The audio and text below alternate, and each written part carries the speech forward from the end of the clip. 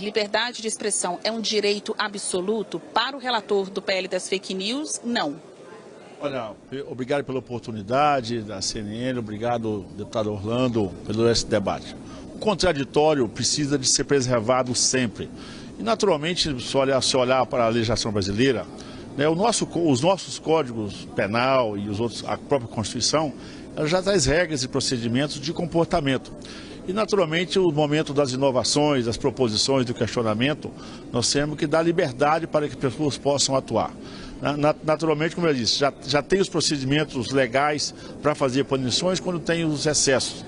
Agora, nós precisamos de permitir com que as pessoas façam questionamentos. Eu não posso tratar o tema liberdade de expressão nos dias atuais como um cerceamento de você emitir opinião, inclusive no processo democrático, no processo da construção do debate legal, é você sempre preservar o direito do contraditório, do pensar diferente, do trazer a inovação. Eu não posso tratar a liberdade de expressão como a única, o cerceamento da liberdade de expressão, que vai impedir a criatividade, a inovação, o pensamento diferente, né? Um novo olhar filosófico sobre aquele tema. Então, sou defensor da liberdade de expressão. Claro, volto a dizer, nós já temos previsões penais para isso quando há excesso, agora eu não posso fazer isso um cerceamento daqueles que pensam e agem diferente. A proposta que tramita já aqui na Câmara dos Deputados não traz um conceito do que é desinformação. Com a mudança de governo, esse assunto se mostrou ainda mais importante para quem está lá no Palácio do Planalto. O governo atual compreende que é hora e a vez de aprovar algum projeto de lei, alguma medida que delimite o espaço das fake news, né? O importante até seria que elas não existissem. O que o senhor acha que vai acontecer com esse texto aqui no Congresso? Segue do jeito que está, sem explicar o que é desinformação? Ou o senhor defende que o governo encaminhe um novo texto, ou os senhores mesmo tiram aí uma outra proposta da gaveta? Primeiro que eu acho que nós temos que constituir uma nova comissão aqui na casa para tratar desse tema. O texto que está posto, que o Orlando Silva está relatando em cima daquilo que foi apresentado, ele é um texto muito pobre, ele trata muito mais de publicidade do que propriamente informação. Percebe-se que nesse texto tem as suas interpretações, ele leva muito mais um censamento, uma reserva de mercado, ao impedimento para que surjam novas empresas, um procedimento para que surjam novas gente que opere no mercado de informação diferenciado. Volto a dizer, ele trata muito mais de publicidade, é muito mais uma reserva de mercado de publicidade do que propriamente um texto que traz conteúdo sobre o que é informação. Ou seja, ele não tem nenhum papel pedagógico, nenhum papel educacional. Ele vai objetivamente em cima da operação financeira do negócio. E isso é o que está na entrelinhas, porque quando você olha esse texto, na verdade o texto ele limita, esse texto ele bota um cabresto oculto naqueles que querem operar no mercado, então ele traz uma reserva de mercado que é muito ruim nesse espaço dessa nossa liberdade. A tecnologia, as inovações, imagina que não é só no ramo das informações. Você pega as e-commerce, os sites de venda, é um desafio global, um desafio até tributário, inclusive, que nós estamos debatendo isso aqui na casa. Então é um texto pobre, que trata muito mais de publicidade do que propriamente um papel pedagógico do que é informação. Você acha que a gente corre o risco de ficar sem o uso das plataformas aqui por medo da lei, por excessos dessa lei que pode vir a ser aprovada no Congresso Nacional? Como é para a oposição a pontos desse texto, e oposição também de governo, a condução da proposta voltada para o combate às fake news? Está afastando o usuário da internet e está afastando as empresas do negócio? Primeiro é contraditar o deputado Orlando, que o texto que ele relata, ele traz 15 vezes a palavra publicidade e 3 vezes a palavra informação.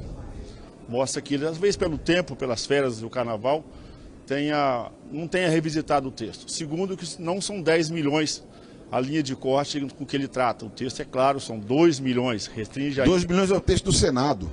É o texto que está apresentado. E é claro, a esquerda brasileira, que está aí, que conseguiu essa proeza de retornar ao poder, ela está muito preocupada, porque ela percebeu que a assistência das big techs, ou seja, das redes sociais, ela perdeu esse domínio, porque historicamente ela tem uma pedagogia que ela implantou há muitos anos nas escolas, nas academias, e acabou ocupando um espaço de mercado. A chamada grande mídia, naturalmente, tem essa tendência, naturalmente, de ter esse pensamento de esquerda, que é o monopólio que a esquerda ela monopoliza isso. e ela não conseguiu esse monopólio nas chamadas redes sociais.